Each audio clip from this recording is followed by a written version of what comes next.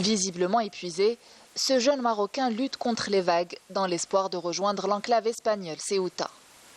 Comme lui, ils sont des centaines, voire des milliers à risquer leur vie en quête de sécurité. Hommes, femmes et enfants choisissent d'affronter des conditions périlleuses pour fuir un climat politique répressif. Pour préserver leur dignité, ces jeunes fuient leur terre natale, impuissants de faire face à des pratiques d'un régime prêt à sacrifier un peuple pour gouverner. C'en est trop, nous ne pouvons plus vivre dans ces conditions. En fuyant le Maroc, nous recherchons plus que de l'argent. Nous voulons retrouver notre dignité. Nous manquons de reconnaissance et même si nous risquons notre vie, c'est dans notre pays que nous mourrons à petit feu. Selon un sondage de l'Institut Arabe Baromètre, 35% des Marocains pensent à s'exiler. La moitié d'entre eux envisagent de le faire même s'ils n'obtiennent pas les visas nécessaires pour partir légalement. De son côté, le régime marocain semble faciliter indirectement cette migration en permettant à ces personnes de quitter le pays qui représente le principal pays d'origine des migrants clandestins. Cette situation suggère une pression calculée sur l'Espagne visant à influencer ses politiques migratoires.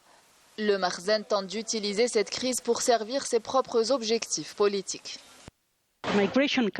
La carte de la migration est utilisée comme un moyen de chantage pour faire pression sur un État membre, en l'occurrence le gouvernement espagnol. Le gouvernement espagnol dépend bien sûr du gouvernement marocain pour arrêter ces traversées irrégulières.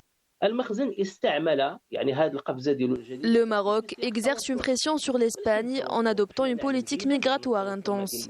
Il facilite le départ des personnes vers l'enclave espagnole Ceuta en incluant femmes, enfants et nourrissons. Le Maroc semble négliger les principes de dignité et d'honneur.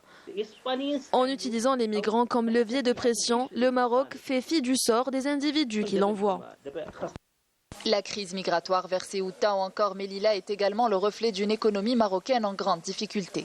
L'inflation galopante et la baisse du pouvoir d'achat pèsent lourdement sur les citoyens. Les prix des produits de première nécessité ne cessent d'augmenter tandis que les salaires stagnent. Face à cette situation économique intenable, marquée par la répression politique et l'absence de perspective, de nombreux Marocains sont contraints de fuir, cherchant désespérément une vie meilleure.